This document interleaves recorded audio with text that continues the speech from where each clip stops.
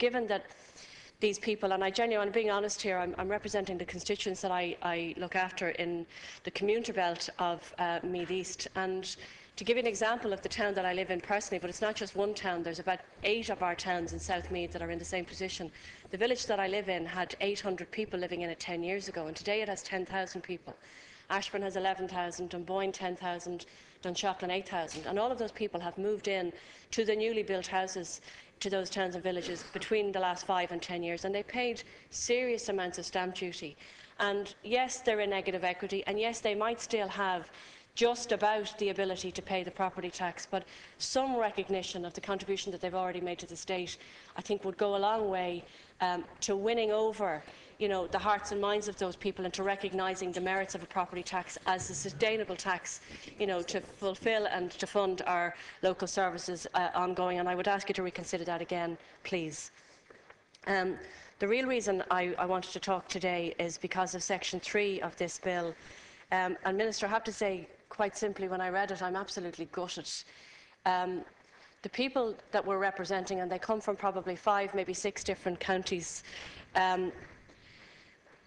When you mentioned before Christmas during the budget bill that you would recognise and acknowledge and assist the people who are living with the stress of living in a pyrite damaged home or in an estate where there is known pyrite, it actually lifted a huge burden off those people, and coupled with the movement of the Pyrite Resolution Board, the establishment of it, all of the hard work that have been done by my late colleague Shane McEntee and the current Minister was all warming up to this nice package that these people were actually genuinely being assisted by this government in the merits of what we had been doing, both in opposition and the actions that we were taking now.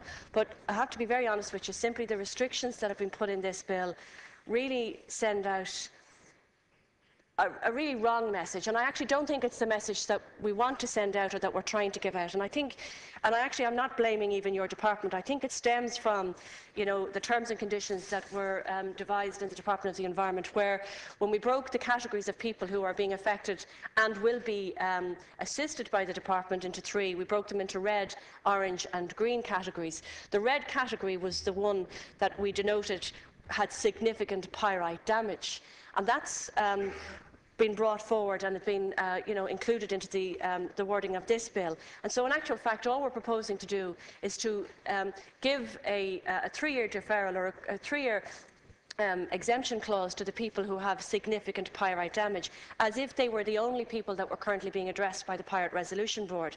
And yes, they fall into Category 2, and that's fine and dandy, and most of them probably have their NSAI certifications, and that they will be looked after with regard to the exemption in the property tax bill. But people in Category 1, and people who haven't yet been categorised, are living with exactly the same, if not more, stress than the people who have actually already been certified and are en route to probably being fast-tracked to being remediated by the newly appointed Pyrite Resolution Board. I'd ask you genuinely and really sincerely to consider broadening and amending this clause. The total value of people in Category 1, Category 2 and uncategorised people has been estimated to be only in and around the 10,000 homes. They're living under huge amounts of stress. I have a family that I'm in constant contact with who are in Category 1, so therefore they're excluded from the current exemption today.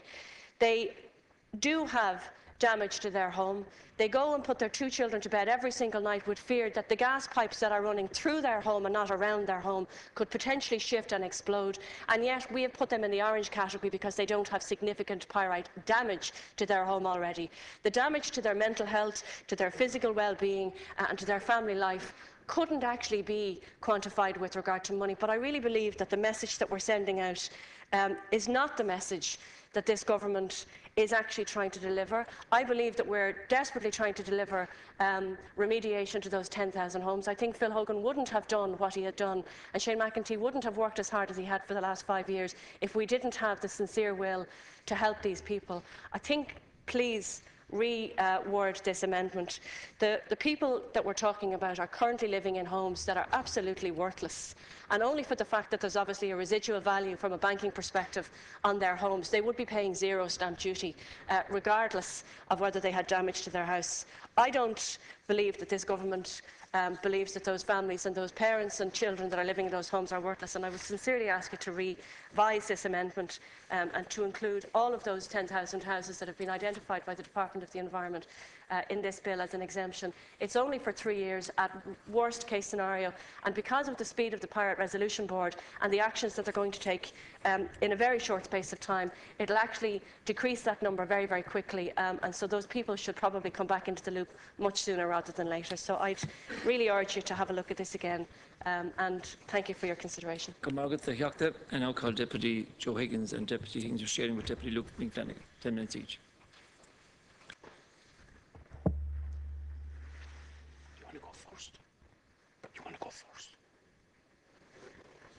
Yes, Deputy Flanagan first, all right. Happy enough with that. Thank you, Leska and Carla. If you, in this world or in this country, if you go for a job, you generally have to go for an interview. And when you go in for your interview, you're sat down and you're asked certain questions, and you get the job depending on how you answer the questions. Now, if subsequently your employer discovers that you weren't quite telling the truth, you will most likely subsequently lose your job and possibly get in criminal problems for maybe not telling the truth to your employer. Now, before the general election, there were jobs up for grabs and there were interviews done. We call them elections. And in that interview process, one of these people who was looking for one of these positions, actually a position as Taoiseach, told us in this interview that it was morally wrong to tax a person's home. Now that we have found out that he doesn't believe that anymore, even though he's now got the job, unfortunately, unlike other jobs, you can't just automatically get rid of him. But the strange thing is, the people who have employed him, who are not happy with the fact that he misled people, it's actually, when they fight against it, it's them who are called criminals. It's kind of a bit strange, isn't it? The way the state can do what it wants and an individual basically gets a kicking. When you turn on the government's broadcasting unit, RTE, the first thing you hear about this topic is they introduce the item by saying, in other European countries, they have property tax, as if we had no form of property tax here. Now, we do have a form of property tax in the form of development fees, stamp duty, road opening licences, getting connected to your water, etc. And over the last few weeks, I know my local authority has decided to up its game on getting back payments on these development fees or property tax that apparently no one is paying. And one particular lady that has got on to me, when you add up all she owes and all she's so far paid to the council, she will have to pay to Roscommon in total about €8,500 in development fees, or property tax, as you might like to call it. So she then has to listen to our year national broadcaster telling her that in other countries they pay a property tax, while we don't. And what is the €8,500 about? I mean, that is, over a 40-year period of this person's life, €200 every year.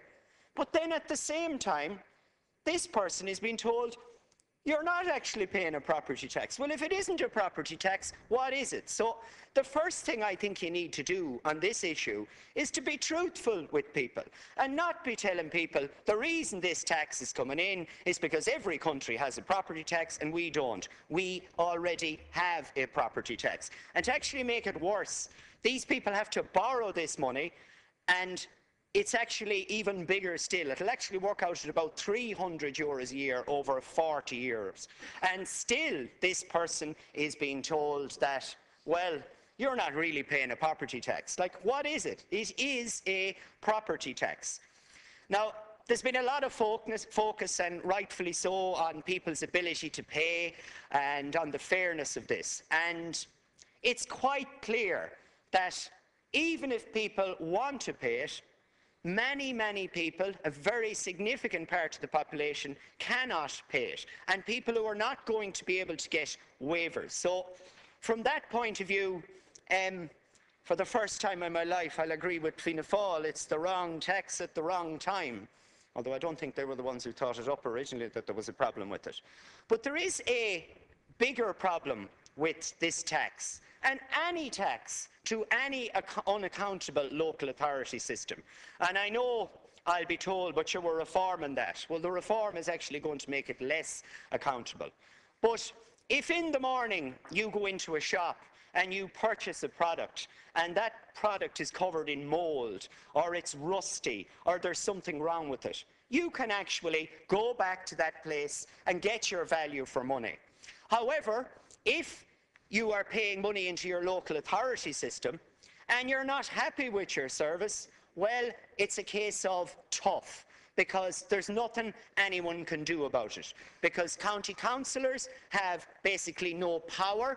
And in fact, if they do try and hold the county councils to account, they will get the treatment that I got, and that is that they withdraw facilities for recreation for people as a form of spite. And the idea that you'd be able to hold them accountable, well, I tried to hold them accountable to the point that in the end, if people came to me with queries about planning permission, I had to tell them, don't come near me, because it's one way of guaranteeing you won't get your planning permission, because I like to try and hold them to account. So we are now being asked to pour more money into this system. It is, as I've said before, and I'll say it again, it is pouring more water into a bucket with a hole in it. And obviously, the first thing you do before you put more water into a bucket with a hole in it is you fix that bucket before you do anything else. And there appears to be absolutely no plans to do that. In fact, I got a flavour of what government TDs really think of local government reform and what they really want to see happen with it, when we had a government deputy in here saying that, oh, it's all very well saying you give away power to local authorities, but that leaves us with very little power here. It really shows how you miss the point on the importance of local democracy, local decision-making. And it really shows that the important thing for this government when it comes to governance is having control over absolutely everything and not letting go of control to local communities so they can actually develop where they live. Everything is ran from Dublin.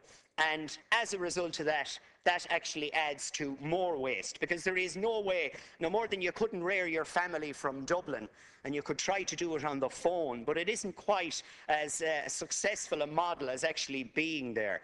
So if you actually want this to work, you're going to have to do something about that, because my fundamental problem is that I cannot see why people should have to put money into something that they have absolutely no say over whatsoever. And in fact, in many cases, in my experience, the local authority treats people with contempt, and it does it because it knows no one seems to be able to hold it to account. So we're going to pour more money into this system. Sorry, what did you say? No, mate, 2 minutes.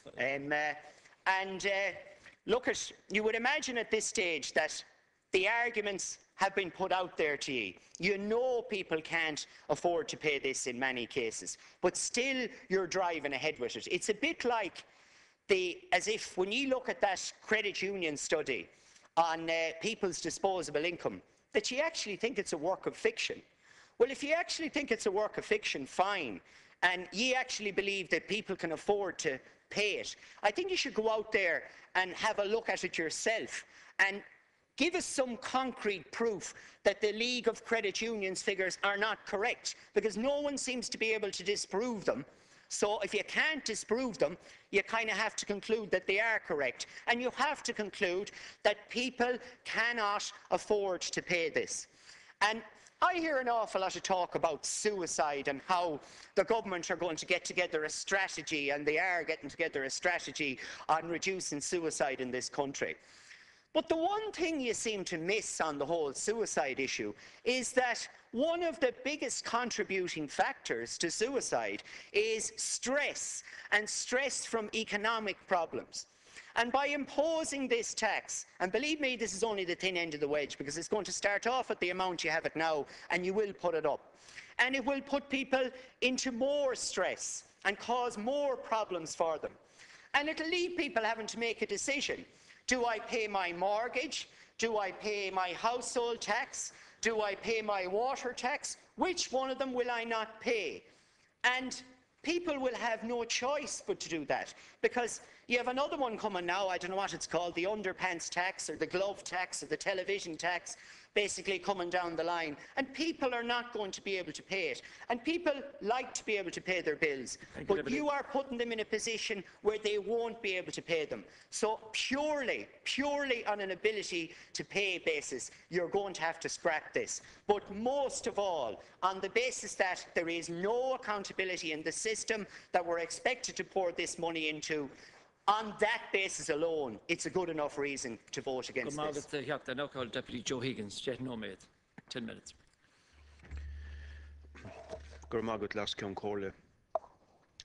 The property tax amendment bill in no way ameliorates the property tax demanded.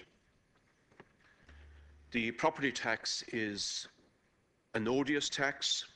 It is a reprehensible new attack on the living standards of ordinary people, workers, pensioners, people who are unemployed.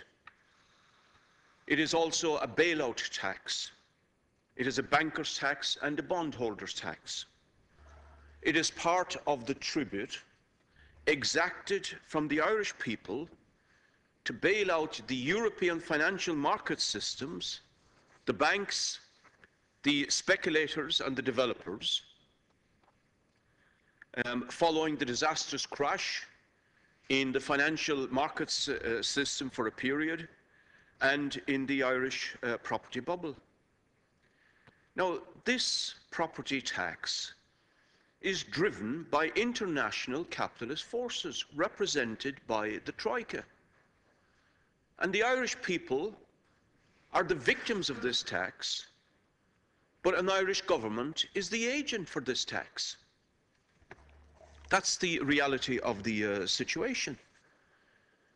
And the Irish people have no alternative except to resist flat out the imposition of this tax with the use of mass resistance, the use of worker power, and the use of people power.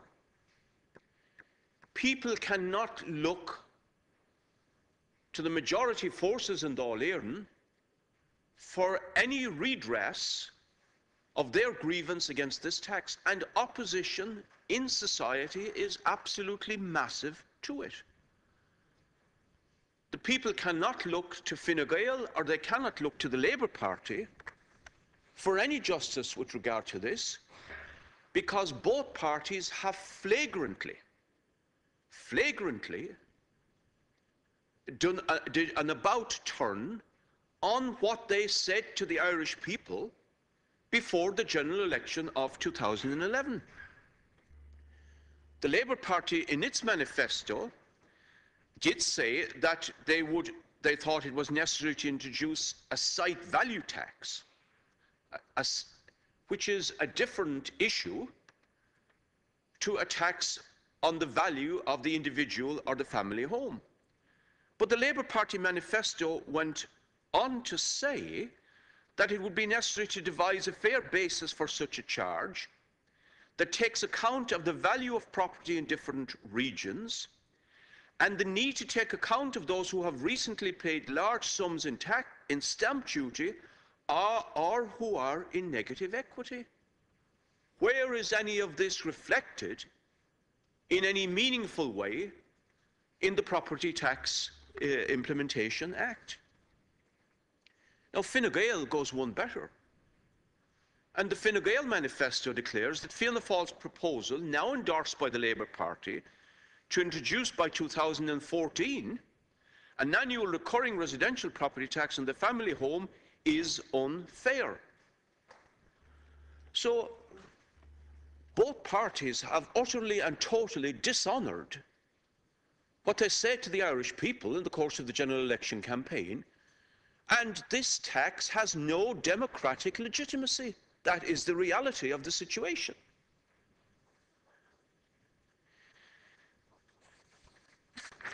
Now, this tax comes at the same time as the proposals arising out of the so-called Croke Park deal Part 2.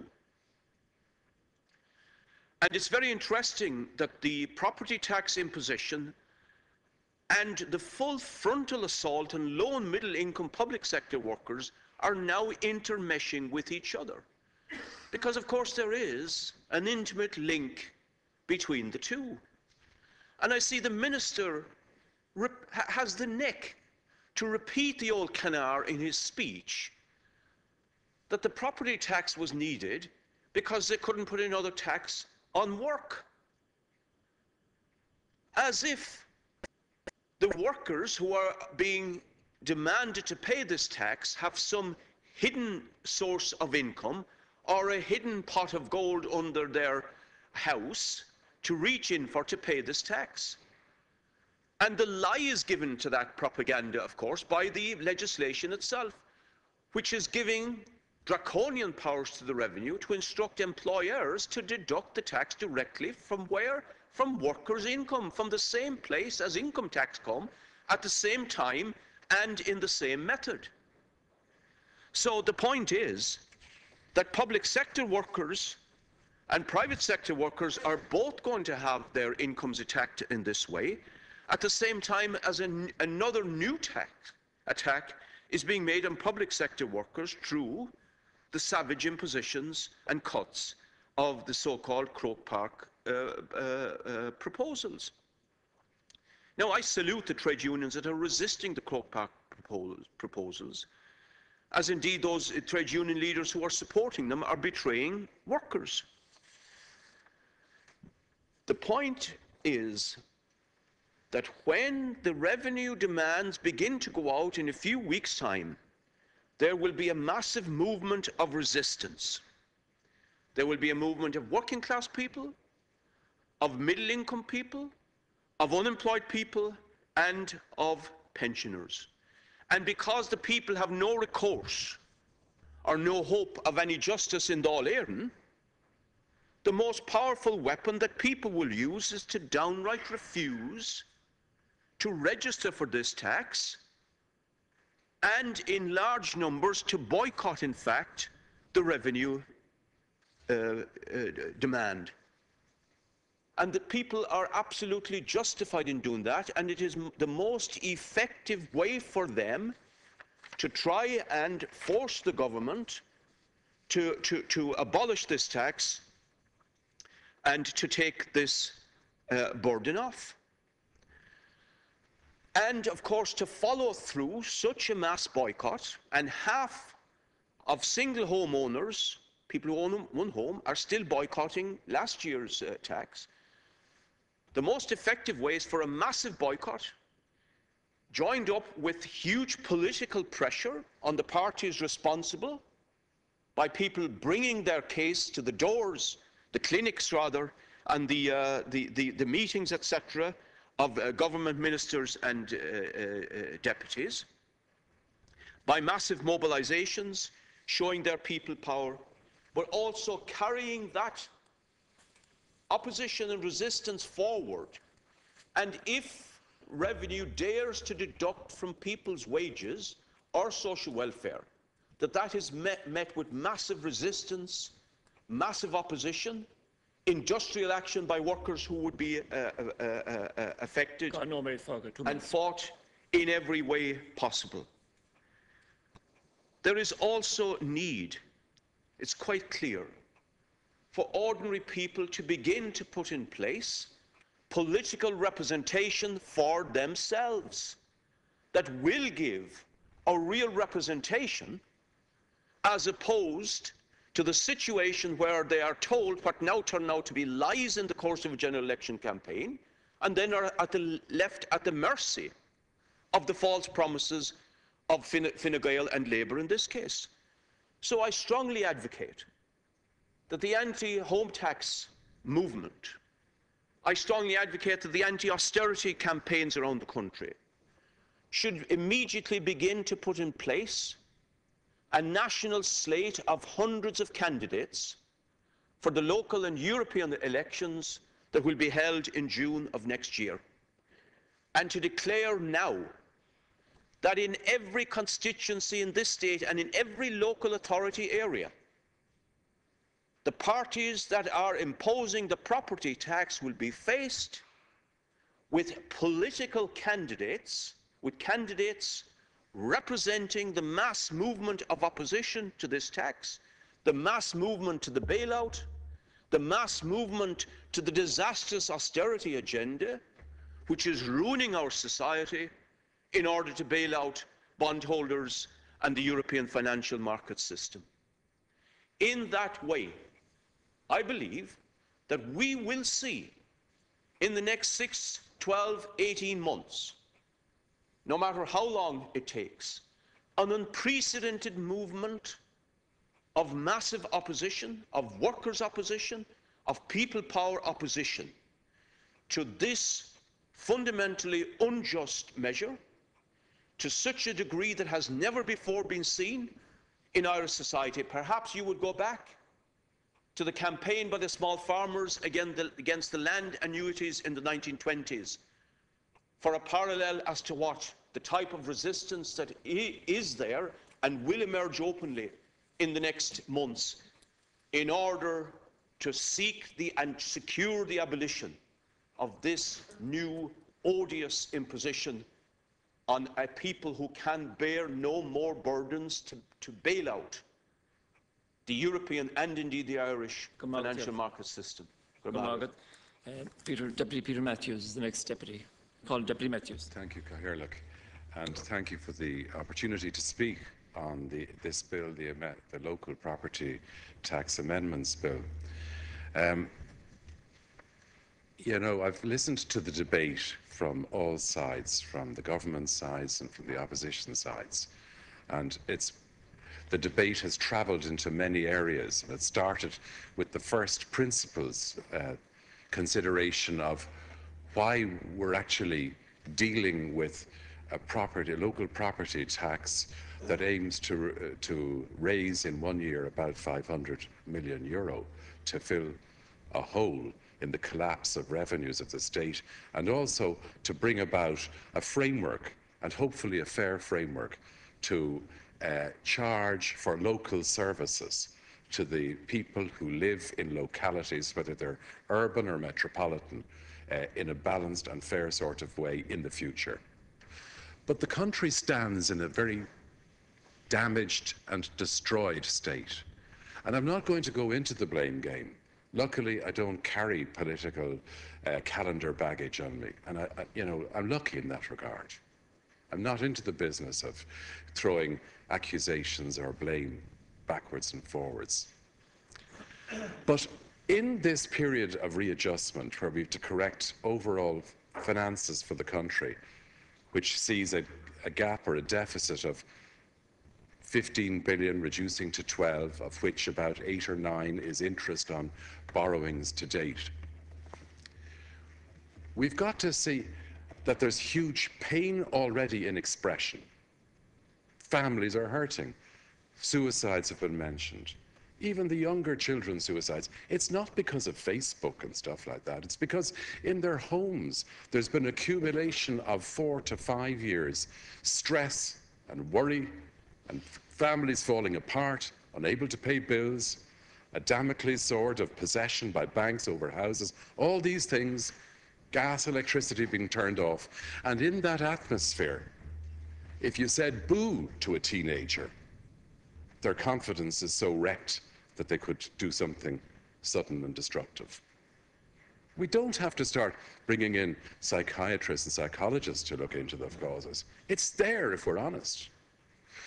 But we've got to make a massive readjustment to bring the revenues that are justly and fairly to be earned to pay for public services into being again, stabilised, and with a flow that can be replenished year by year, and to become more efficient in the delivery of our services by cutting costs reasonably, not unreasonably, and getting this balance right.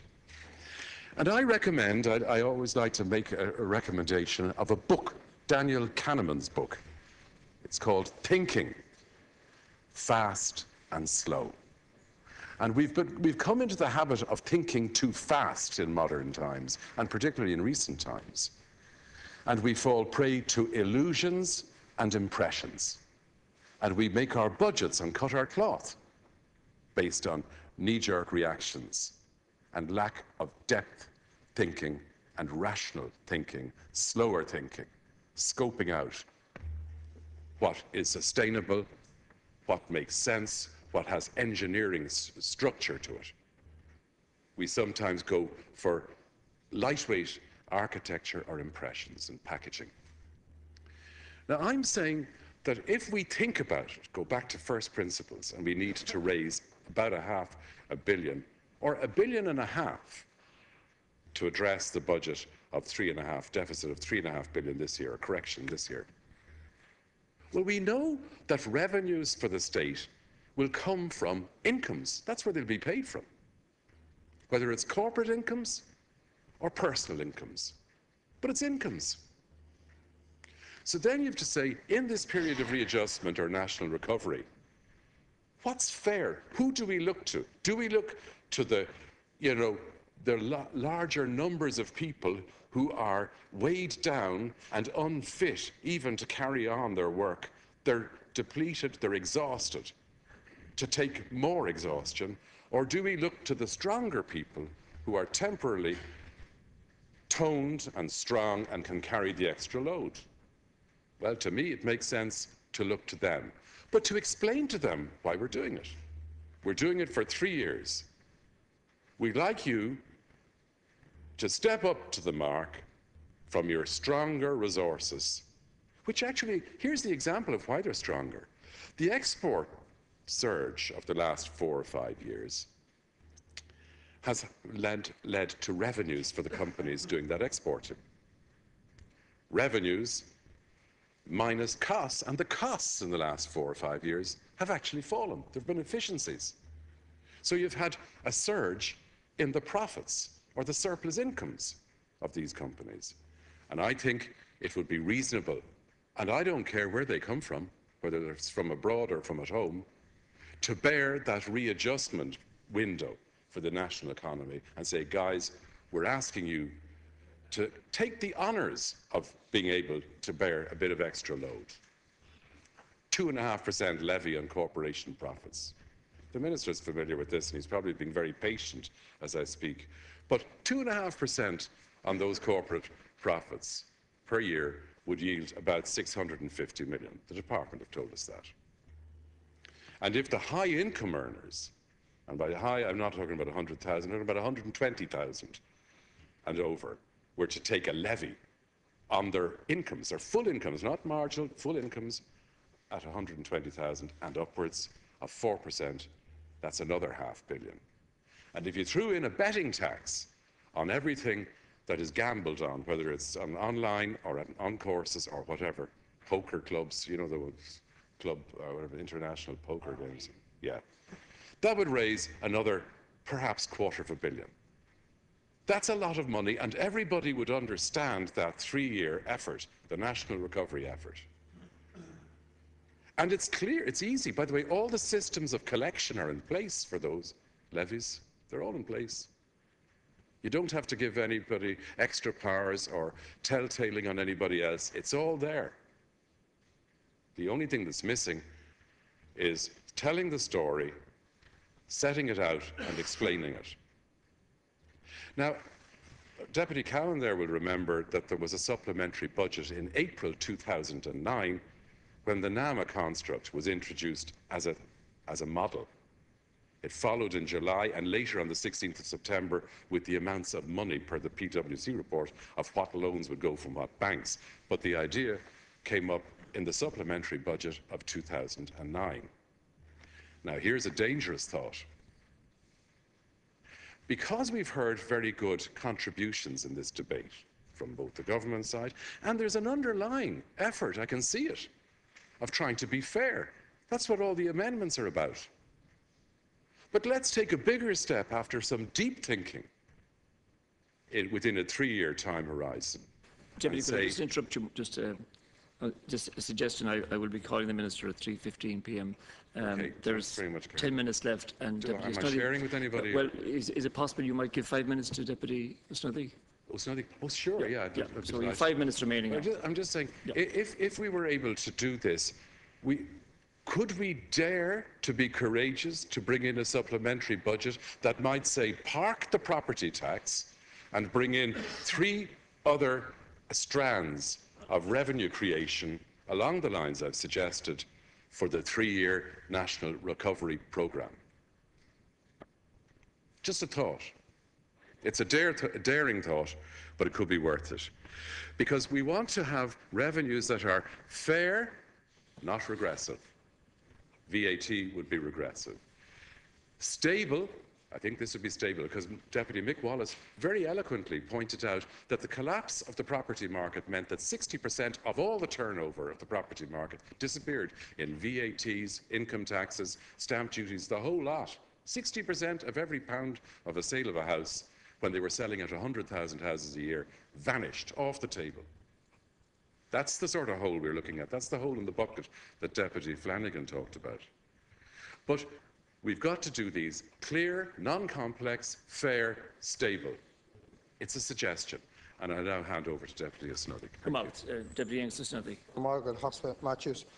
Just wanted to speak for a few minutes on this bill, and it's regrettable that we have such a short time on it, because it's interesting listening to debate in the last number of hours, the amount of government backbenchers who have in fact criticised the legislation, who have had, like Deputy Matthews there, interesting proposals, alternatives, and even at this late stage, the suggestion should be to scrap this bill, put it on a shelf, look at alternatives, and Sinn Féin has put forward alternatives which would obviously involve a part of a tax on property. If you view property over, say, $1,750,000 as an asset, because it would be a wealth tax, it would be based on wealth. And when you consider that in this day and age, the vast majority of people now have shifted, the rich people in our society shifted their wealth away from property. It's in other types of assets, and that's what you will see.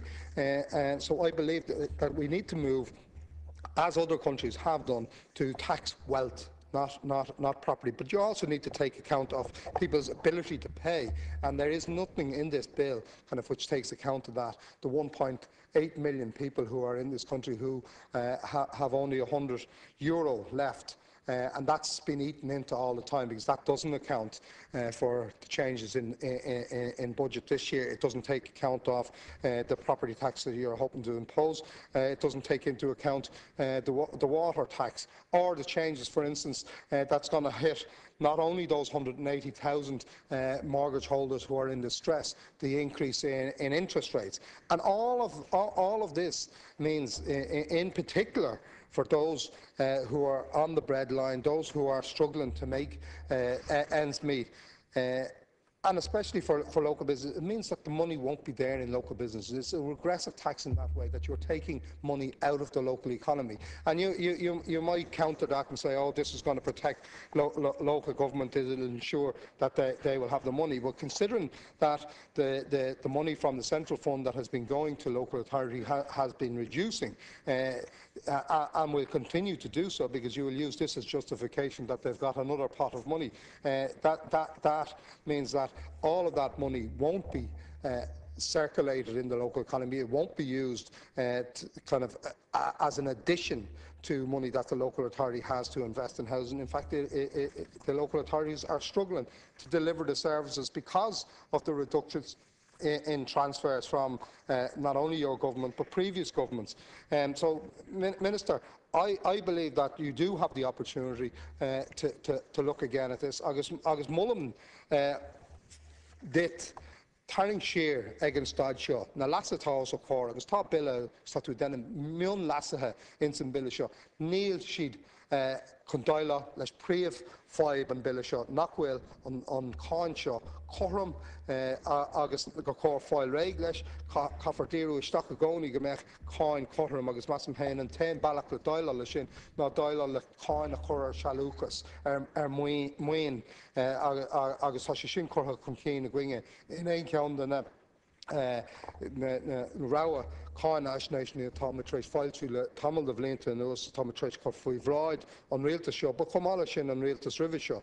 Chun díreú isteach ar bailach chun an sealúchas mór an potta mór atá sóchaí na hain gur féidir cáin a ghearr ar sin agus é a ghearr a ghearr agus an son go mbeadh muid an an. Díreú ar na fáibanna tá acu siúd nach bhfuil an an mar gáistíoch, siúd nach bhfuil an an bí a chur an bord agus féchant conas is féidir cuidiú a thuairtáil sin nach bhfuil siad in san grúchás. Ní ana sé seo a chur leis an grúchás tá lán clanna sa tíir seo ann a go háir tar éis an na cinethe a bhí ghlacha in chorátaí an síne ar conra Park an Crogi. So tá mé ag impiúirt fiú ag an staid seo, tarring siar ó seo.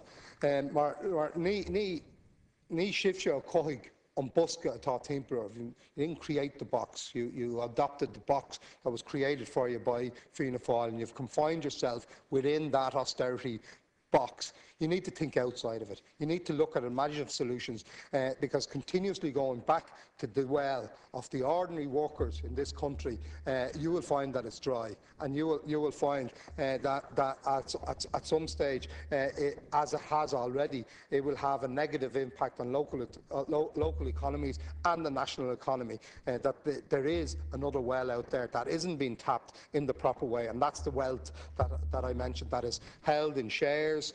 Despite the collapse of much of that, it is held in assets such as gold and paintings, and it is also held in some property, and that might be tackled here. But this is going to target those who are on modest incomes, some people who have homes that will be valued well above what their income would be, but they might have inherited that home and have no ability to pay, pensioners and the like.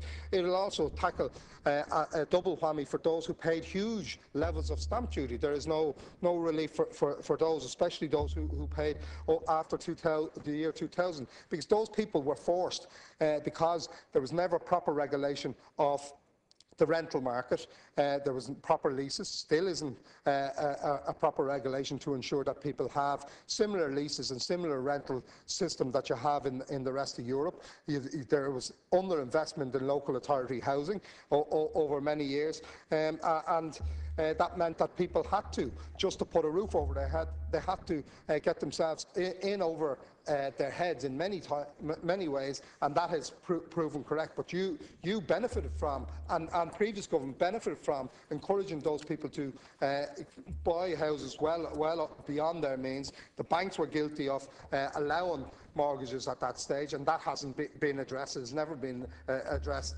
And those people are struggling. They paid a huge fortune in tax, and now you're threatening to impose a tax upon them again.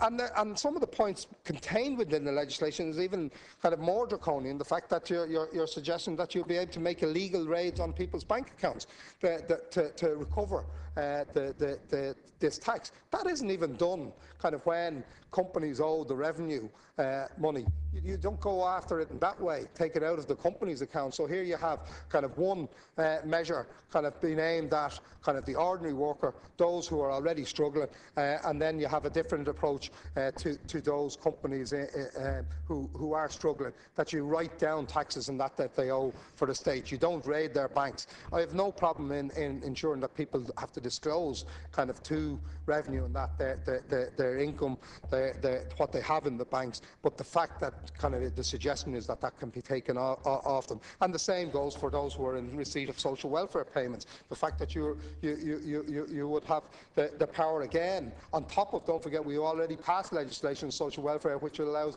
the department to take up to €27 out of the basic rate of social welfare if somebody who's in arrear or receives an overpayment because of an error of the department itself. And now you're suggesting that kind of more money can be taken out of that pot, not taking account of their ability to pay or anybody's ability to pay. There is nothing in this legislation which takes account of people's ability to pay, and I think that is the most fundamental flaw of this legislation. And I urge you, Minister, to withdraw it and to go back to the drawing board, as has been suggested by others. Look at the alternative, look at the imaginative proposals which would raise the same amount or more in terms of taxes and not be a regressive tax to the Irish economy. I now call on the Minister for Finance, Deputy Michael Noonan, to reply to the debate. The local property tax will deliver significant structural reform through broadening the base for taxation in a manner that does not directly impact unemployment and thereby contribute significantly to meeting the immediate financial requirements of the EU IMF programme. It will provide a stable funding base for the local authority sector, incorporating appropriate elements of local authority responsibility. It will strongly reinforce local democratic decision-making and will encourage greater efficiency by local authorities on behalf of their electorates. I'd like to thank all the deputies who took part in this debate, and I would like to reply to some of the points that were raised. Deputies Michael McGrath and Deputies Catherine Murphy gave the impression that the amendments in this bill are a consequence of rushed legislation before Christmas. This is incorrect. It was essential to pass the original Act before Christmas to give appropriate powers and certainty to the Revenue Commissioners to implement the local property tax. The amendments currently before us arise mainly from commitments I gave during the passage of the previous bill. There are also a number of technical amendments which I have outlined in my opening speech. Deputy Doherty said the House only got to consider one amendment at committee stage on the earlier bill. Considerable time was given to committee stage on the floor of this House. However, members of the opposition used the occasion for a rerun of second stage, and to that extent there was insufficient time to deal with a proper committee stage, and I was not given any opportunity at the end to respond to the issues raised. Deputy Ross suggested that there would be social disruption if this tax was imposed on an asset from which you could not extract liquidity. There are property taxes in many other countries without a noticeable impact on social cohesion. And there are many deputies in this House who are objecting to this particular piece of legislation, and they have properties abroad on which they quite willingly assign their cheques to pay the property tax to the Spanish authorities and to the French authorities. So there's a level of hypocrisy around here which can be quite astounding at times. The tax applies to the current value of a property, not what was paid for it, particularly in recent years. Various comments have been made regarding the exemptions for special accommodation. I'd like to thank the deputies who made these points and made the points relating to the disabled, and Deputy Ross for his recognition of these and other amendments. Section 7 of the Act provides that properties of approved housing bodies will be exempt, where the properties in question are used to accommodate people with special housing needs. Special needs accommodation is defined as accommodation provided to persons who, by reason of, and I quote, old age, physical or mental disability, or other cause, require special accommodation and support to enable them to live in the community, end of quotation. That is a particular need in addition to the general housing need. Minister Sullivan recently launched the government's homeless policy statement. This is an issue of real priority for the government and puts a housing-led approach at the heart of policy in this area. Notwithstanding that, there is no specific reference to it in the Act, where a range of support services associated with accommodation provide for the homeless is provided, and then an exemption will apply to those categories. A pragmatic and reasonable approach will be taken by the Revenue in assessing applications for exemptions in this regard. To avail of an exemption, a housing association must of course operate as a charity and must have a general tax exemption as a charity granted by the Revenue Commissioners. The Revenue Commissioners are currently developing guidelines to clarify what constitutes special housing needs and support in order to assist housing associations and other social housing providers to determine whether their properties are exempt from the charge to local property tax. The Revenue Commissioners have sought and received input from representatives of housing associations in connection with the development of the guidelines and are actively engaged with the Irish Council for Social Housing, Focus Ireland and other charitable bodies in relation to this. Deputy Paschal Donoghue referred to flooding. There is no specific exemption from the local property tax for the type of cases flooding as outlined by Deputy O'Donoghue. I'm aware of many cases where properties are affected by flooding and also have heard anecdotally of instances where reportedly insurance companies have refused to cover entire townlands where claims had previously been made in respect of flooding, even where homes were never flooded. The local property tax is a self-assessment tax, so in the first instance it will be a matter for the property owner to calculate the tax due based on his or her assessment of the market value of the property. The impact of serious and regular flooding on a property will be one of the factors that a property owner would and should take into account in valuing their property. In addition, one of the advantages of the bending system of values provided for in the legislation is to remove the need for precision in relation to the market value except for properties worth over 1 million. The Revenue Commissioners are preparing valuation guidance and developing a guide to assist liable persons in assessing the value of their property, which will take account of location. Where these guidelines are used honestly, together with a liable person's own knowledge of their property, the property valuation will not be challenged by Revenue in accordance with its normal customer service charter. Deputy Mitchell has referred to the urban-rural issue. The Thornhill Group were tasked to consider the design of a property tax that would be equitable. They were informed by previous work and international experience and should ensure the maximum degree of fairness between and across both urban and rural areas. In designing the tax, the Thornhill Group were guided by the principles of simplicity and transparency, equity and efficiency, among others. The group considered various options for use as a basis of assessment, including floor area. However, they agreed with the Commission on Taxation and recommended that market value of residential properties should be the basis of assessment for the tax. Full market value is a tried and tested basis of assessment that is internationally accepted. Market values of residential properties do vary considerably throughout the country. This would lead to a variation in the amounts of local property tax chargeable to residential properties of similar size and quality. However, the market value of a residential property is related to the characteristics of the building itself, the site on which it is located, and the characteristics and amenities of the neighbourhood. There will be a relationship between the market value of a house and benefits to the owner in terms of enjoyment of the amenity value of the property.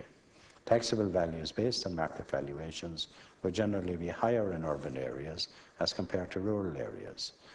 This is equitable to the extent that the market value provides a measure of the value of the residential property to the owner, particularly in terms of its proximity to places of work, local amenities and facilities, including a transport infrastructure. The benefits of these services and functions accrue to all members of society. While the national central tax rate for the first 18 months up to the 31st of December 2004 will be 0.18% up to 1 million in value and 0.25% on any excess value over a million. From the 1st of January 2015, local authorities will have discretion to vary the rate by 15% above or below the national central rate. When this comes into effect, it could be used to address variations in value throughout the country. I would point out that contrary to comments made by Deputy Catherine Murphy, the intention is that in 2013, 65% of the receipts from local property tax will be spent in the local authorities where they're collected, and this will move up to 80% or so in subsequent years. Deputy Bannion mentioned the position of heritage properties. While there is no exemption or reduction from local property tax for such properties, there are income tax concessions for the owners of heritage properties, as I'm sure the Deputy is well aware. Deputy Michael McGrath asked for the unfinished housing estates and made comments on this. The list of such estates is to be prescribed for the purposes of a waiver from the local property tax, and it's currently being prepared in the Department of the Environment. The list is being compiled by local authorities and will use the categorisation in place in respect of the household charge, updated by reference to the National Housing Survey 2012. The Department of the Environment, Community and Local Government will collate the data from local authorities in the coming weeks, and then my colleague, the Minister for the Environment, will prescribe and publish the list of qualifying estates. Given that the Revenue Commission planned to issue a national communication concerning the local property tax in mid-March, the Minister for the Environment, Communication and Local Government intends to have the list compiled and published by that date. Under the Finance Local Property Act, an unfinished housing estate will remain exempt during the first valuation period unless it is completely finished. So the idea that a partially completed estate which was excluded from the flat rate tax will now get included. That's not the basis on which the list is being drawn up. So there was a number of comments on ability to pay and criticism of the bill coming from on that principle. Deputy Michael McGrath pursued this quite significantly and said he would move amendments at committee stage. In recommending an income level of 25,000 for joint and co-owners, spouses and civil partners and cohabitees within the meaning of the 2010 Civil Partnership and Certain Rights and Obligations of Cohabitants Act 2010, the Thornhill Group had regard to the analysis it commissioned from the SRI at the beginning of its work. An income level of 25,000 for joint co-owners, etc., is recommended in order to enable most households in the lowest 40% of income levels to have an option of deferral. This is considered appropriate, having regard to the findings of the SRI study. Deputies will be aware that 12,000 for a single person and 25,000 for a couple is pitched significantly above the level of contributory old age pension. So, and contributory old age pension is probably the highest social welfare payment made to individuals or couples. So consequently, the capacity to defer is available to people whose sole income is from welfare. And on top of that, then, people with impaired mortgages can add on 80% of the interest that they would pay on top of that. So a couple paying 100,000 in interest will be able to allow for 80% of this on top of the exemptions that are there already. Deputy Stanley referred to the issue of poverty proofing. I would point out that where deductions at source are being used in relation to social welfare entitlements, the Department of Social Protection will not make deductions which would reduce income below the equivalent of the social welfare allowance. So even though there's the power to attach social welfare, there's a saver in there that they can't deduct, which would bring it below the equivalent of the social welfare allowance. On the pyrite issue, which a number of deputies brought up, Section 3 of this bill provides an exemption for a temporary period of at least 3 years for residential properties that have been affected. The Minister for Environment, Community and Local Government will make regulations to stipulate how residential properties are to be tested to establish if a property is so affected. Where suitable tests have already been carried out by homeowners, certification of these tests, together with certification from a geologist or a local engineer of damage, are likely to be acceptable together in relation to qualifications for exemption.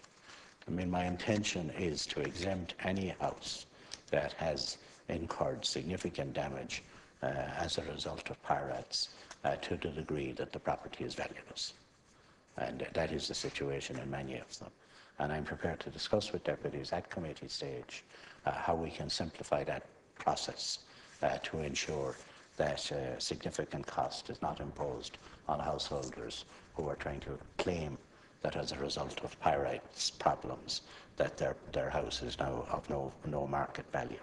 Remember, it's self-assessment based on market value. If a house no longer has a market value, then there isn't a liability for the tax. To conclude, I'd like to thank the deputies who have made very considerable